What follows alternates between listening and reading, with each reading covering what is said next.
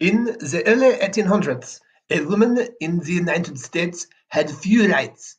She was not allowed to vote, and that would not happen for 100 years. She was not allowed to own property, and if she married, everything she possessed became the property of her husband. And if she wanted to work, she soon learned that careers in medicine or law were not considered appropriate for women, only men. Only men were admitted to medical or law schools.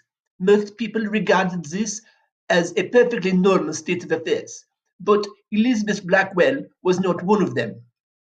Born in England in 1821, Blackwell came to America as a young girl with her parents. Later, when she expressed a desire to become a doctor, her parents and friends told her to put aside such fanciful ideas because it would be futile for her to try to get into medical school. But Blackwell was resolute in her determination.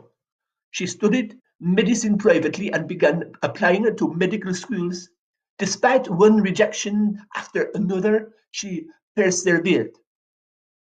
One of the places to which she applied was the Geneva Medical School in Western New York, now part of Syracuse University. The professors were just as prejudiced as those at other medical schools and were quite ready to reject her application. However, in the brief that a majority would be against Blackwell's admission, they decided to let the students vote. Just to be sure, they ruled that a single no vote would exclude her. To the professor's surprise, the students unanimously voted yes. We.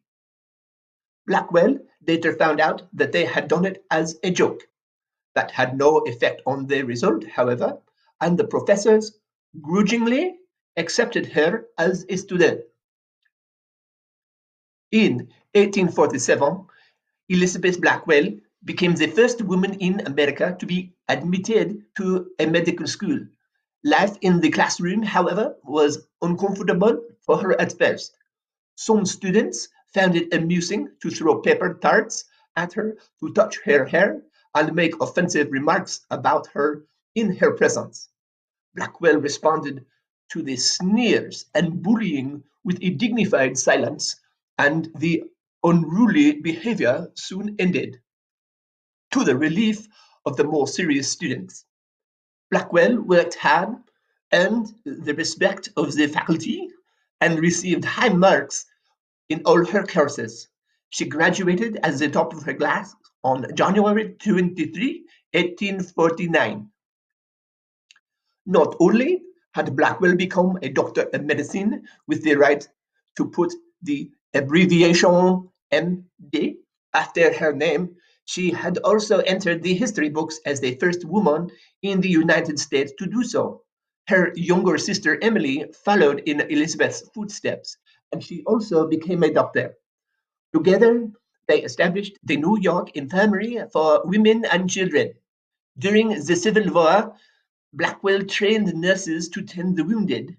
Most of all, her courage in challenging tradition inspired other women and opened up the medical profession to them. By the end of the century, over 7,000 women were practicing medicine in the United States.